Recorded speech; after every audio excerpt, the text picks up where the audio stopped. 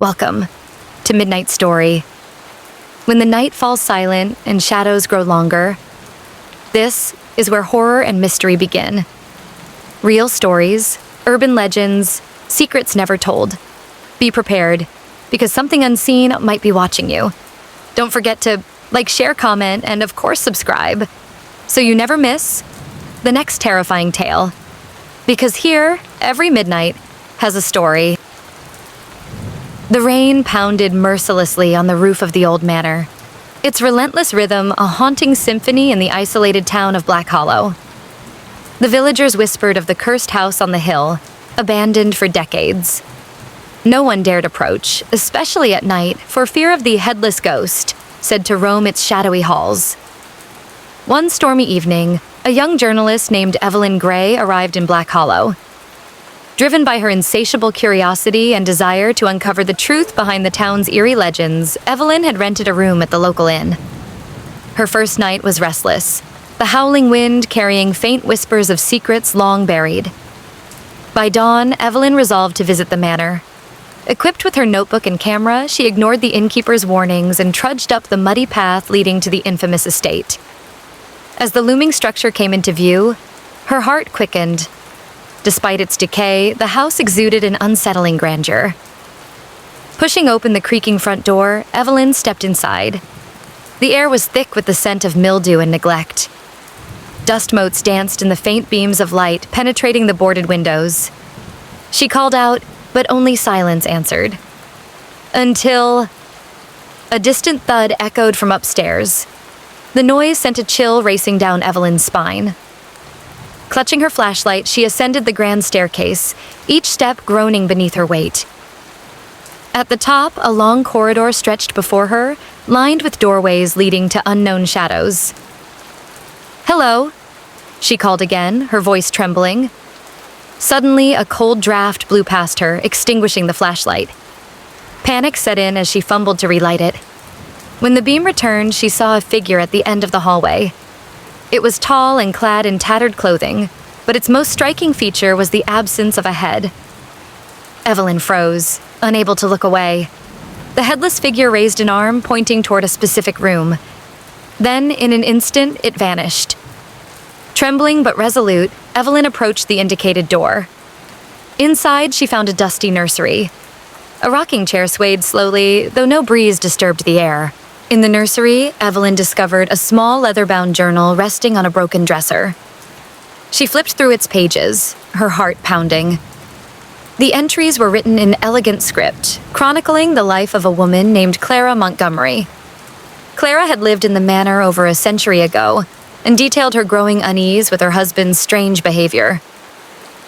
"He's not the man I married," one entry read.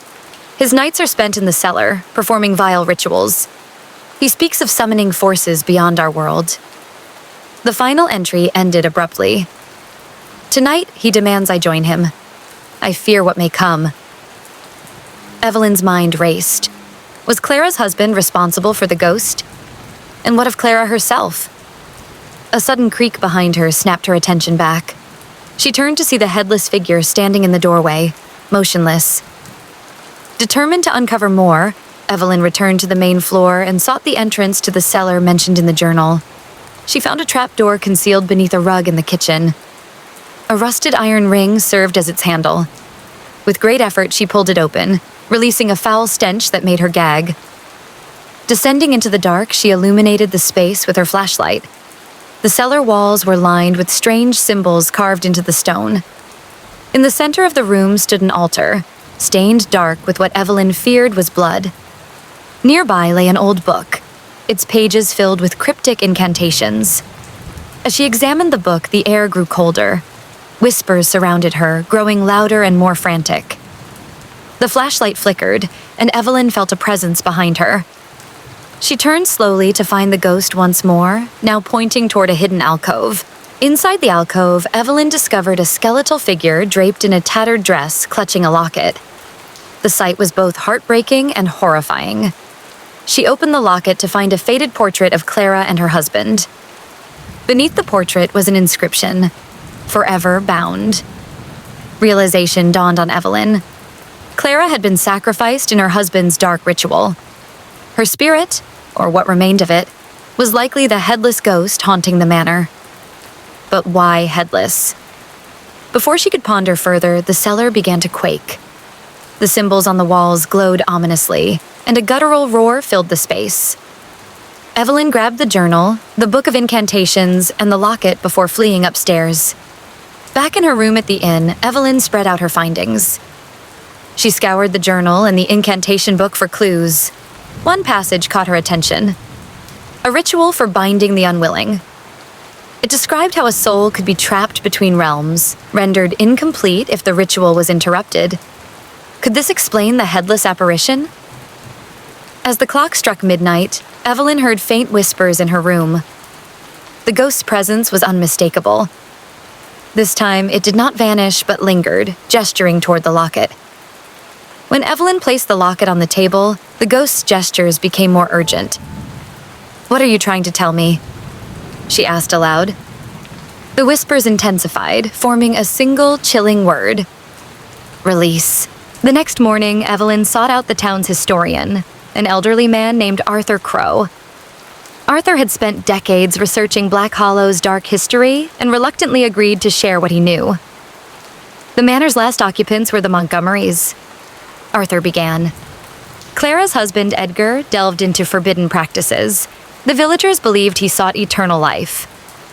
When Clara refused to participate, it's said he punished her. Arthur paused, his face pale. The ritual failed, but it left behind something. An echo of Clara's torment. "You must not meddle, Miss Gray. The manor's curse doesn't just end lives, it consumes souls." Ignoring Arthur's warnings, Evelyn decided to attempt the reverse ritual described in the incantation book. The instructions were vague and dangerous, but she believed it was the only way to free Clara's spirit. Returning to the manor that evening, Evelyn prepared the ritual. She placed the locket on the altar, surrounded it with candles, and began chanting the incantation. The symbols on the walls glowed once more, and the air grew thick with tension. Suddenly, a shadowy figure emerged from the darkness. It was not the headless ghost, but a new entity. Edgar Montgomery, his face twisted with rage. Evelyn's voice faltered as he advanced, but she forced herself to continue. The room shook violently, and a blinding light engulfed the cellar. When the light faded, Evelyn found herself in an eerie, dreamlike version of the manor. The walls shimmered with ghostly images of past events. She saw Clara's final moments as Edgar dragged her to the cellar, his voice filled with chilling determination. Clara's screams echoed, and Evelyn's resolve hardened. "I won't let your suffering be in vain," Evelyn whispered. The headless ghost appeared again, now more solid than before. It pointed toward a vision of Clara's locket, glowing faintly on the altar.